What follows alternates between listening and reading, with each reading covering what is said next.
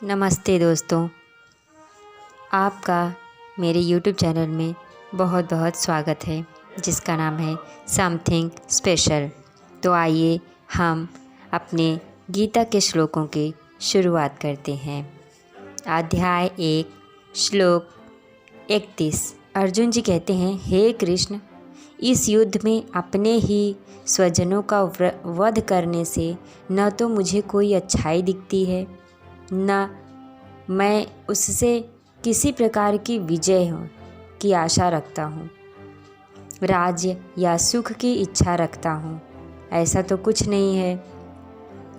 यह जाने बिना कि मनुष्य का स्वार्थ विष्णु या कृष्ण में है, सारे बद्ध जीव शरीर संबंधों के प्रति यह सोचकर आकर्षित होते हैं कि वे ऐसी परिस्थितियों में प्रसन्न रहेंगे।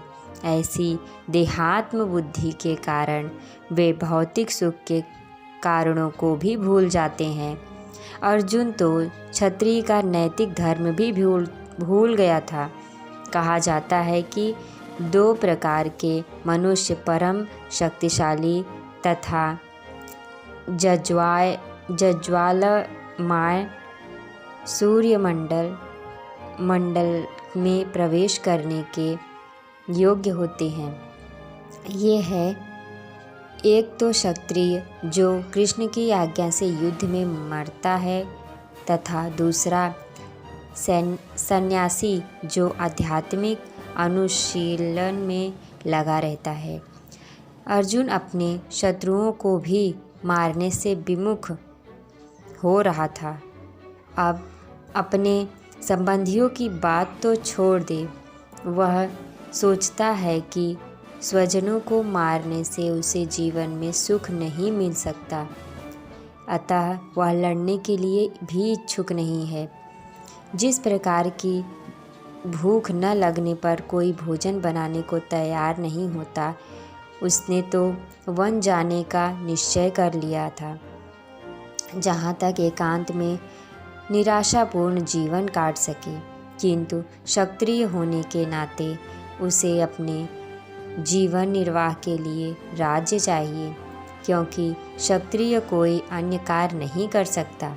किंतु अर्जुन के पास राज्य कहाँ है?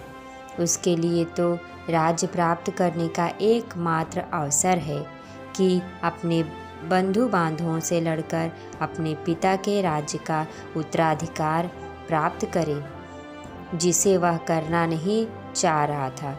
इसीलिए वह अपने को जंगल में एकांतवास करके निराशा का एकांत जीवन बिताने के योग्य समझता है। कृष्ण जी से अर्जुन जी कहते हैं, हे गोविंद, हमें राज्य सुख अथवा इस जीवन में क्या लाभ, क्योंकि जिन सारे लोगों के लिए हम उन्हें चाहते हैं वे ही इस युद्ध में खड़े हैं।